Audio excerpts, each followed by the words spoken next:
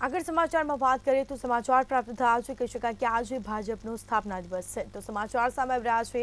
તો આજે ભાજપનો સ્થાપના દિવસ છે જેને લઈને દેશભરમાં ઉજવણી થશે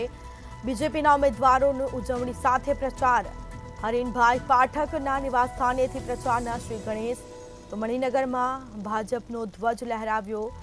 ભાજપના દિનેશભાઈ મકવાણાએ શરૂ કર્યો ચૂંટણી પ્રચાર અમદાવાદ પશ્ચિમ બેઠકના તેઓ ઉમેદવાર છે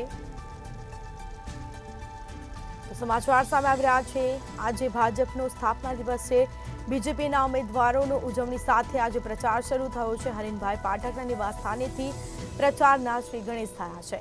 તો મણિનગરમાં ભાજપનો ધ્વજ લહેરાવ્યો છે તો અનેક કાર્યકર્તા હોદ્દેદારો જોડાયા છે તો દેશભરમાં ઉજવણી થશે આજે ભાજપનો સ્થાપના દિવસ છે ભાજપના કહી શકાય કે આજે દેશભરમાં ઉજવણી થશે દિનેશભાઈ મકવાણાએ શરૂ કર્યો છે ચૂંટણી પ્રચાર અમદાવાદ પશ્ચિમ બેઠકના તેઓ ઉમેદવાર છે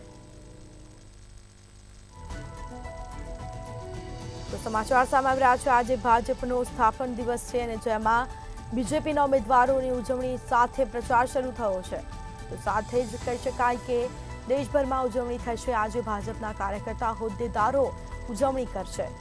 મણિનગરમાં ભાજપનો ધ્વજ લહેરાવ્યો